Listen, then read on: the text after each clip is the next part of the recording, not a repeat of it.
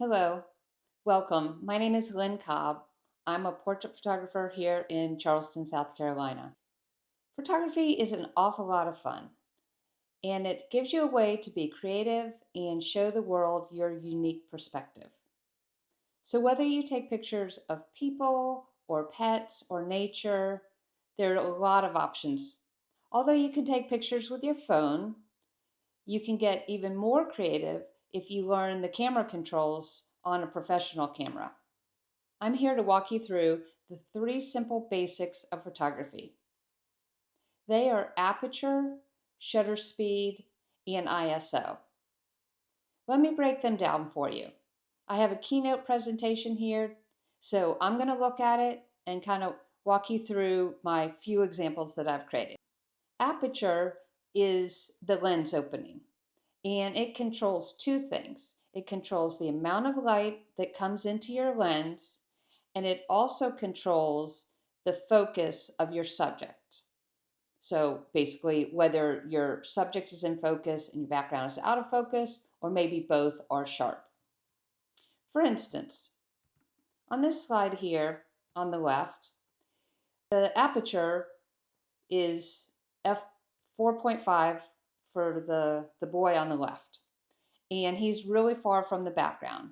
So you can see that he is quite sharp, and then the background is out of focus.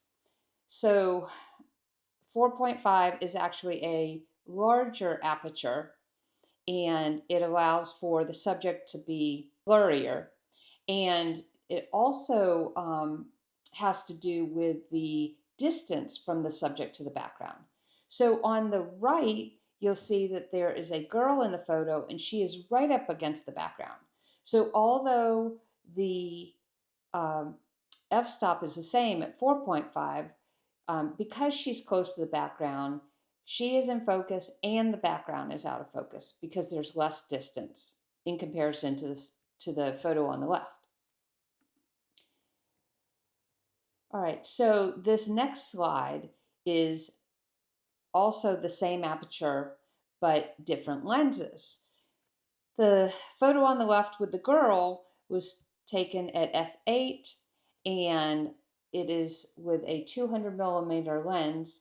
And so the longer the lens, the more out of focus your background's going to be as well.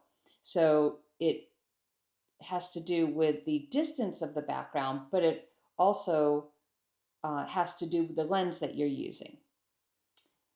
Consequently, on the right, the f-stop is also 5.8, just like the first photo, but it is a 50 millimeter lens, so the background is more in focus because it's a shorter lens. Aperture also has to deal with your subjects and being on like a plane of glass. So f4 has a very narrow plane of glass. So your subjects have to be within that narrow distance to get everybody in focus.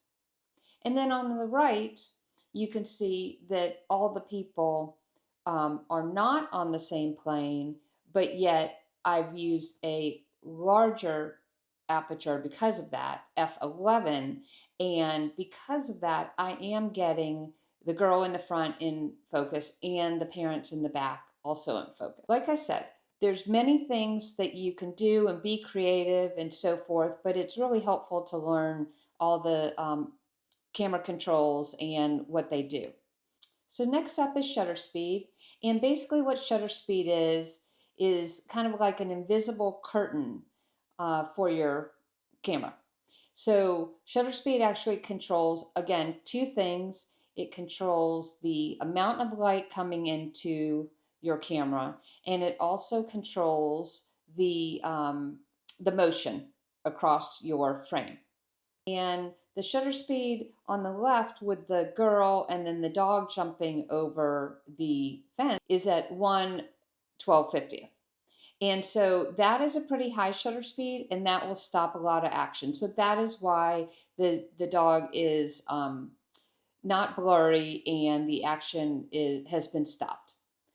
And then again, on the right, I also used that same shutter speed for my photography of the horse show because I wanted to make sure that the horse would be stopped and that everything would be sharp. So then I'll go on to the next slide, which is um, a portrait. So at this point, I really don't need a really high shutter speed because my subject is not moving.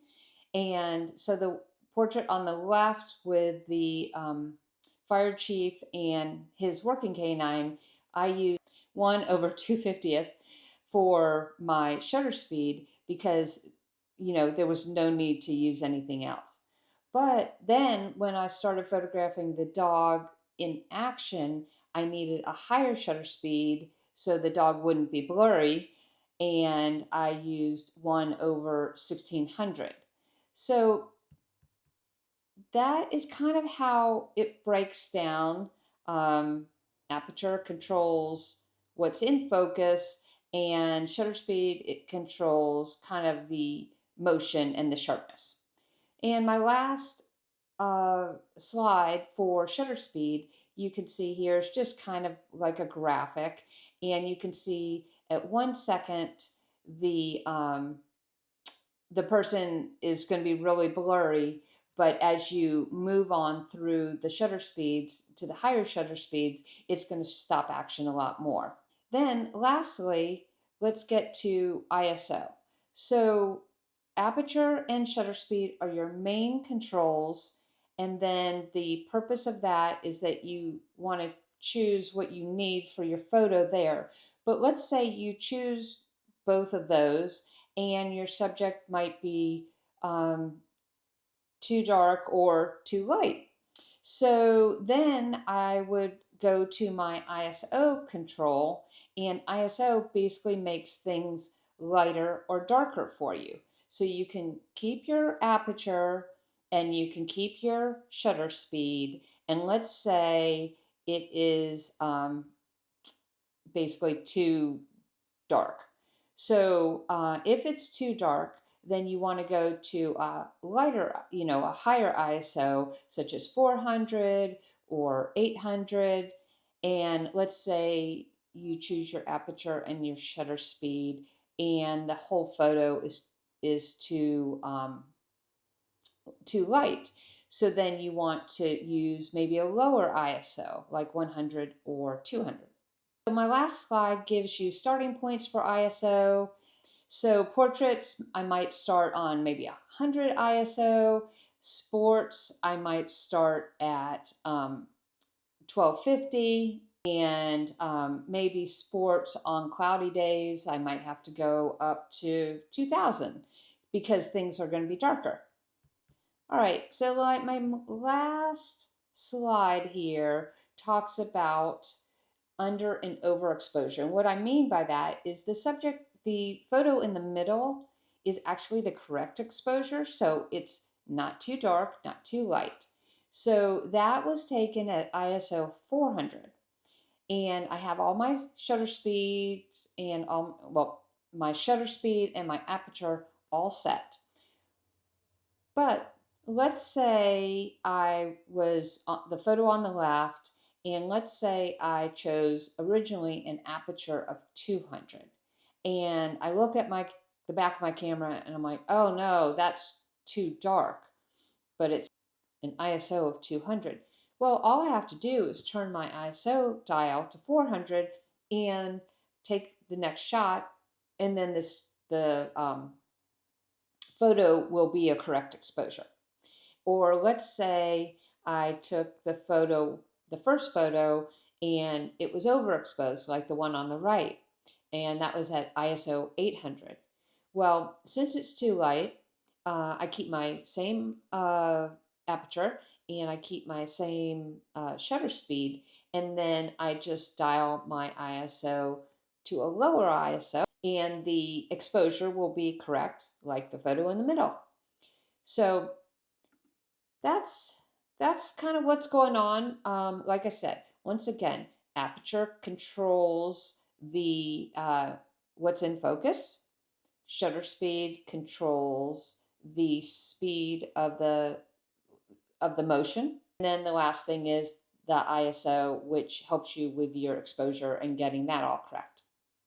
All right, so my best advice is just to simplify with one control at a time. And the way you can do this is that all the cameras have something called like shutter priority or aperture priority, and you can test those out individually. And if you choose shutter priority, then you choose the shutter speed and your camera will choose the aperture. And then if you choose aperture priority, your camera will choose the shutter speed for you. So you only have to worry about concentrating on one thing at one time. So I hope that makes things simple. If not, reach out to me in the comments. Let me know what you think, or contact me via my website, which is lynncobbstudios.com, and I'll try to help you, because that's the whole point of this video, is actually to help new photographers kind of start on their journey of learning photography and have fun in their career just like I did. So I like to end my videos with a quote of the day.